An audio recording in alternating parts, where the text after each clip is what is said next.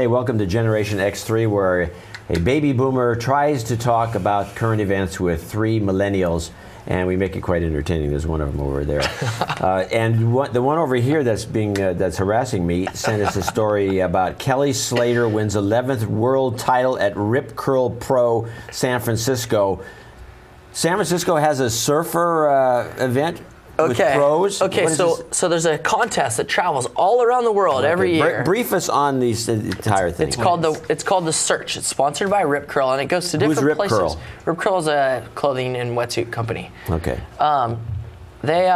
So it goes all over the world to usually exotic locations, Tahiti or Mexico or Puerto Rico or different places. This year it was in San Francisco, Ocean Beach.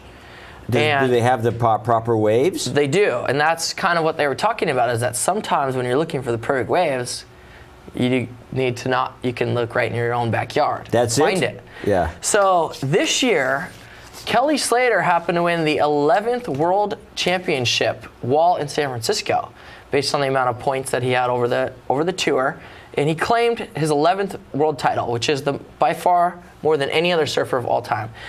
What is most interesting about this is that Kelly Slater is probably one of the best athletes of all time, and you never really heard of him. You've never heard of him. Well, I mean, he's dominated 3 generations of surfers by far, and so this kind of got me thinking: is like, what makes the best who would you say is the best athlete in the world? What makes the greatest athlete? The one that makes the most money. Well, that's a practical answer. The one that wins the most titles. Well, I mean, all around athletes said that they were competing. When you think of an athlete, who do you think of? Michael Jordan. Okay. Who do you think of? Phelps. Phelps? You don't think of a soccer player?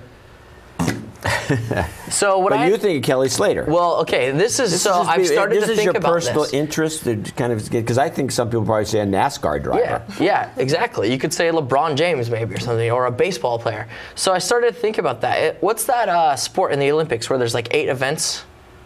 You know, and there's a pole vaulting, running. There's a lot Track? Is the octathlon? Is it decathlon?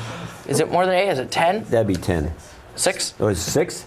Okay, so that is supposed to be considered, right?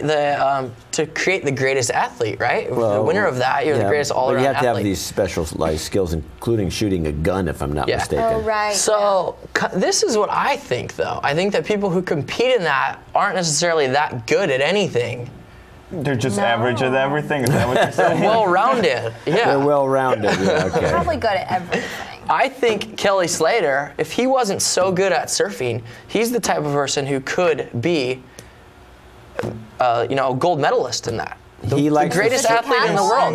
I think people that are so good at certain sports don't compete in events like that. Well, because he has to focus only on one sport. Right. They're so good that they don't. He would never be a world champion, whatever this thing is. Exactly. Yeah.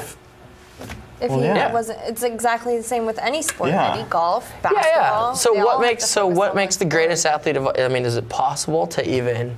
Well, I mean, Michael Jordan played basketball. He played basketball. He was so good at basketball. He was not very good at golf or baseball. He was horrible at baseball. He was a celebrity. That's why he was. No, he was a good basketball player. Well, of course he was, but he became celebrity also because he was good, but then because of all this. Have you ever watched this? He's got a commercial. He's got a Hitler mustache now. Is he trying to set he doesn't. He does too. He has a Hitler mustache. We're gonna get a clip of it and show it right here. We'll drop it in. So I don't know what the deal is with that guy, the Hitler. I really say though, if Kelly Slater played baseball, he'd probably be one of the greatest baseball players. Oh my! I think you have a man crush. I would love to see I don't think so. I don't think so. This is your man crush. Yeah. No, it is true. So let's get. I've been following. What kind of exercise do you do on a daily basis, generally speaking? Okay, I would say probably 3 times a week. I get up, I surf for an hour and a half at Ocean Beach. I come to work. I try to go skateboard for an hour at lunch. It doesn't always happen.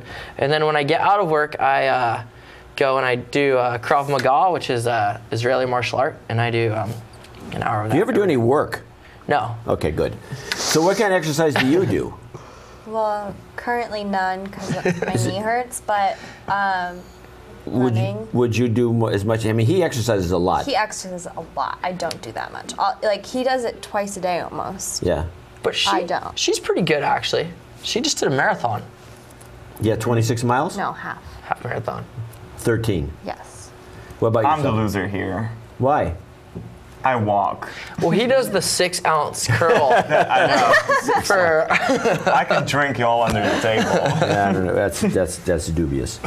Well, anyway, so it seems to me that you do have a man crush on this guy. I don't know why we wasted all the listeners' times and viewers' time. because Now that they know our workout regimen.